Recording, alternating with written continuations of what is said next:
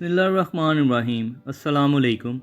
एक बहुत ही अजीबो-गरीब सूरत हाल इस वक्त चल रही है। 5 लोग इस वक्त दुनिया से चले गए हैं। सवालात ही सवालात हैं, मगर जवाब किसी के पास नहीं है। अमरीकी कोस्टल गार्ड टीवी पर आते हैं और कहते हैं कि 5 लोग इस दुनिया से रुखसत हो गए हैं। एक बहुत ही ख़तरनाक धमाका हुआ है, जिसके बाद टाइटन आबदोज़ के पड़खच्चे उड़ जाते हैं और इस धमाके के फ़ौरी बाद ये तमाम के तमाम लोग मारे जाते हैं। हमें मलबा मिला है जो कि 500 मीटर टाइटैनिक जहाज़ से दूर पड़ा था। अब हम इस पर तहकीक करेंगे और इस पर डॉक्यूमेंट्री बनाएंगे। ये अब तक की बड़ी अपडेट दी है इन लोगों ने। यानी आप ज़रा इनकी बेशर्मी की हद देख लें। क्या कहानी इतनी सादा है?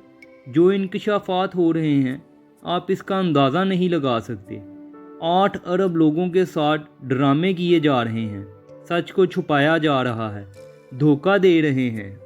सबसे बड़ी खबर जो वॉल स्ट्रीट जर्नल ने ब्रेक की है वो बहुत बड़ी खबर है। अमरीकी नेवी के जो अहलकार थे इनको तो बहुत पहले पता चल गया था।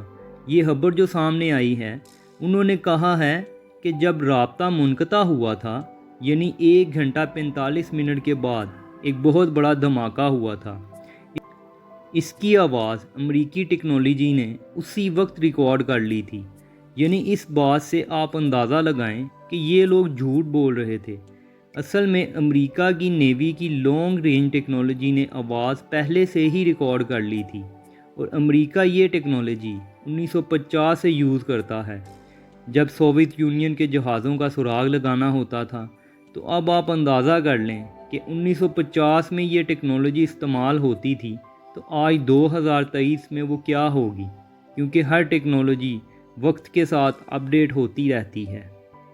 अब वो लोग कह रहे हैं कि जो मलबा हमें मिला है उसमें लैंडिंग फ्रेम भी शामिल है।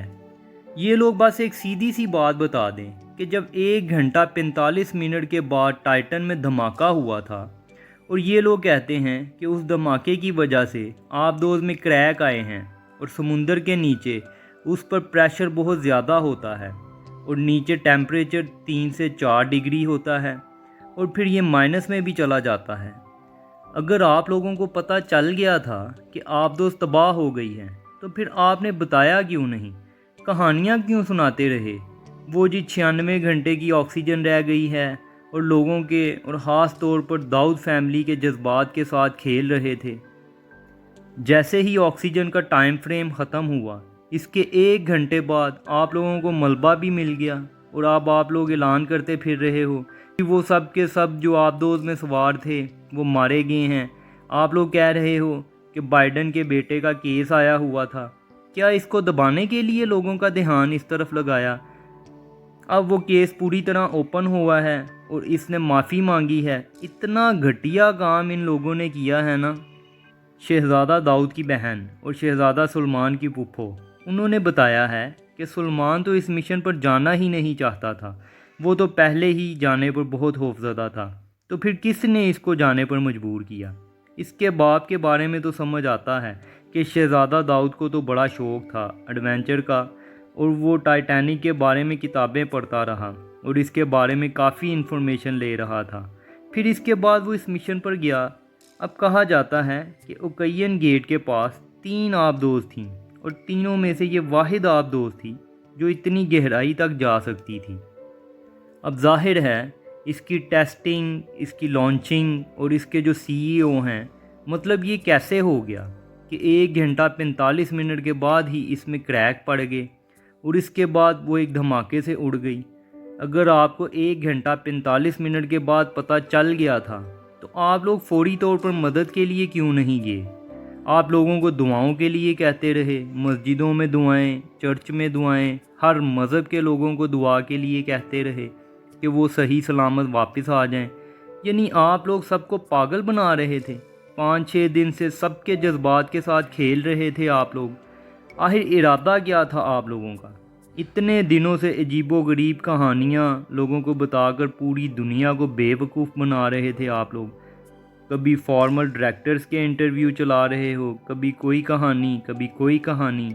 वो जी इसमें तो फॉल्ट था, अगर वो आबदोज़ जाने के काबिल नहीं थी تو پھر آپ لوگوں نے رسک کیوں لیا؟ کہتے ہیں جی وہ سی ای او بھی اس آبدوز میں سوار تھا۔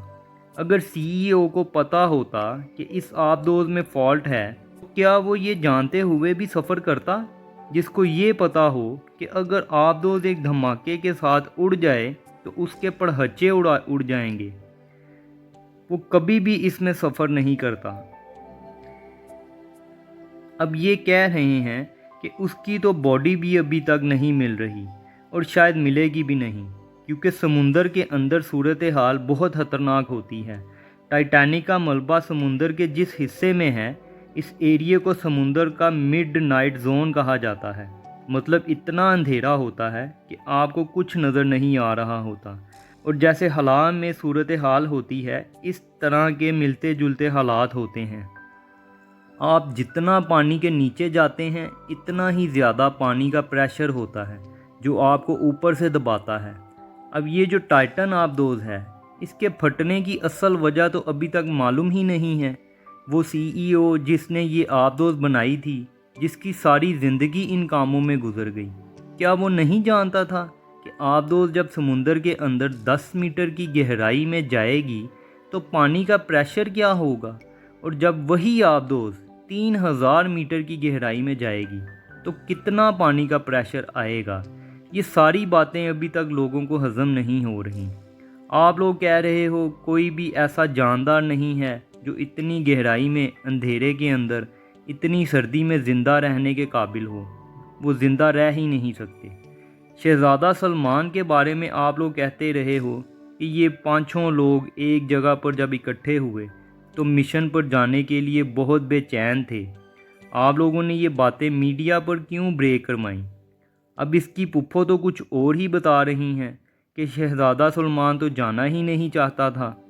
اس آبدوز کے بارے میں بڑے بڑے دعوے کیے جا رہے تھے کہ یہ سمندر کی گہرائی میں جانے کی بھرپور صلاحیت رکھتی ہے۔